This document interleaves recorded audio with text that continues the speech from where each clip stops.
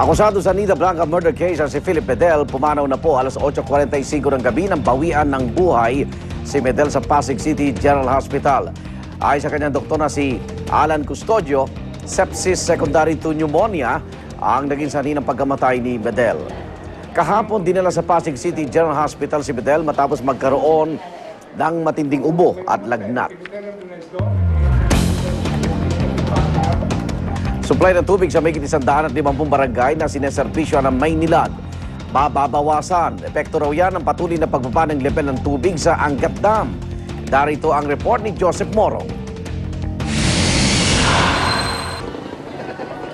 Patok ang bulalohong ito sa Barangay Holy Spirit sa Quezon City. Halos minuto ang dating ng mga parokyano. Malaking bahagi ng negosyo ang tubig. Panghugas ng pinggan, panluto at inumin para sa mga customer. Pero ngayon pa lamang kwento ng tauhan sa karinderya, pahirapan na raw ang tubig. May mga araw daw na nawawalan sila ng tubig. Ang ginagawa po namin, pag mahina po yung tubig namin, nagpo-pondo po kami. Katulad po ng mga drum, timba, yan, pinupondohan po namin para hindi po kami naubusan ng tubig. Sabi ng Maynila, tipid-tipid na raw muna ng tubig dahil magbabawas sila ng pressure ng tubig na inilalabas nila.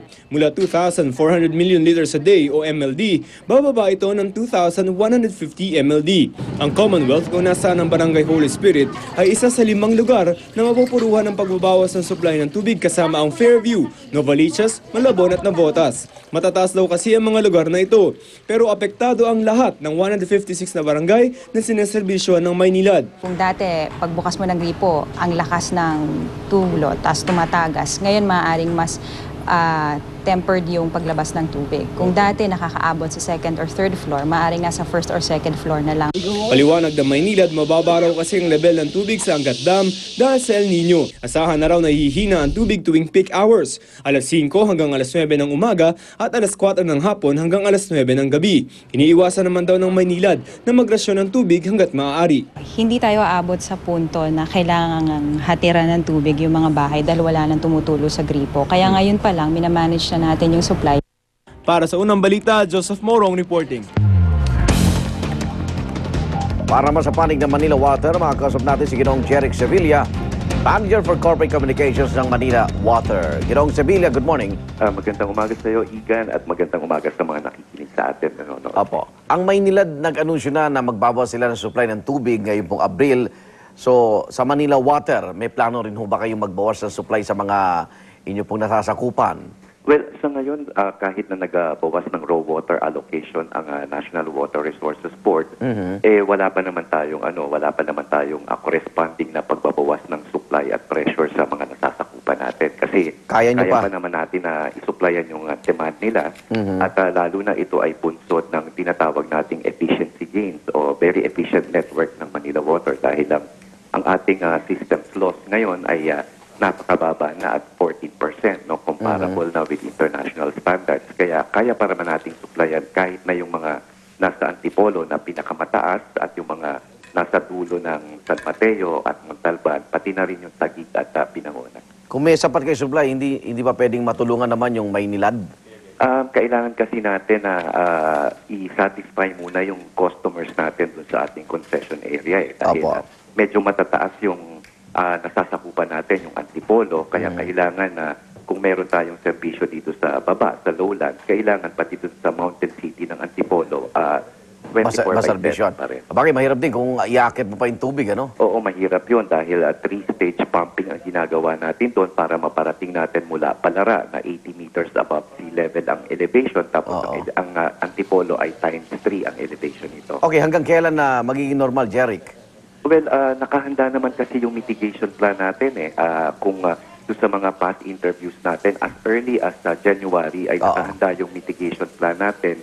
Kaya expected natin itong mga pagbaba na ito mula sa National Water Resources Board. Okay, kung yung systems loss nyo bumababa, so walang aasahan din na dagdag singil sa tubig ninyo? Well, ang totoo niyan, Igan, nagbawas pa nga tayo ng taripa effective itong April 1. Buntod nga nung ating foreign currency differential adjustment. Bumaba pa tayo ng 8 centavos per cubic meter mula ngayong April 1. Okay. Sa illegal connection, sa sila maaaring tumawag, Jeric? Well, ang ating customer service hotline ay 1627.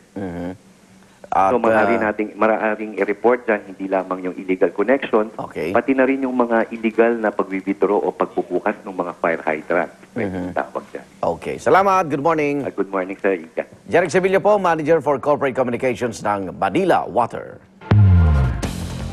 Samantala, nakaranas na naman ng hanggang 2 oras na rotating brownout ang Metro Manila at ilang lalawigan sa Luzon. Kaya naman ang mga apektadong residente nagrereklamo na.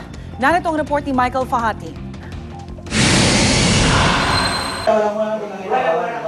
Perwisyo ang dulot ng rotating brownout para sa pamilya ni Mayang. Sa kanyang lugar sa Mandaluyong, 2 beses kada araw kung mawala ng kuryente. Hindi ka masyadong makapagluto kasi hindi mo nakikita yung mga rekadong lulutuin mo.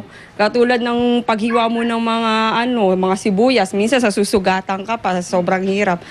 Maging ang kanyang anak may angal din tuwing nawawalan ng kuryente. Hindi ako makapaglaro ng computer kasi brownout. Lalo na bakasyon. Walang magawa. Pero di lang ang panakanakang brownout ang inaangal ng pamilya. Nakakainis din. Tapos pag nagkakuryente, saan katutak yung bill na babayaran sa kuryente? Bukod sa Metro Manila, nakakaranas din ng tigda 2 oras sa brownout ang ilang lugar sa Batangas, Bulacan, Cavite, Laguna, Pampanga, Quezon at Rizal. Paliwanag ng Meralco, kulang daw ang supply ng kuryente mula sa mga power producer, kaya limitado ang kuryenteng na ipapamahagi nila. Kasi kami bilang distribution utility, we merely rely on the power being supplied to us, just like the other distribution utilities in the country. Sa init ng panahon ngayon, lalo na kapag walang kuryente, dito rin maiwasan ang mag-init na rin ang ulo ng kanyang ama. Lagi na lang brownout, kawawa naman ng mga Pilipino. Bakit ganon? Para sa unang balita, Michael Fahad, reporting. Kawawa naman ng 5 buwang gulang na sanggol na nailigtas mula sa lindol sa Haiti, naihatid na sa kanyang mga magulang. At tinaguri ang French Spider-Man, inakyat ang pader ng mahigit 600 talampakang gusali. Huwag pa uli, tutok lang sa unang balita.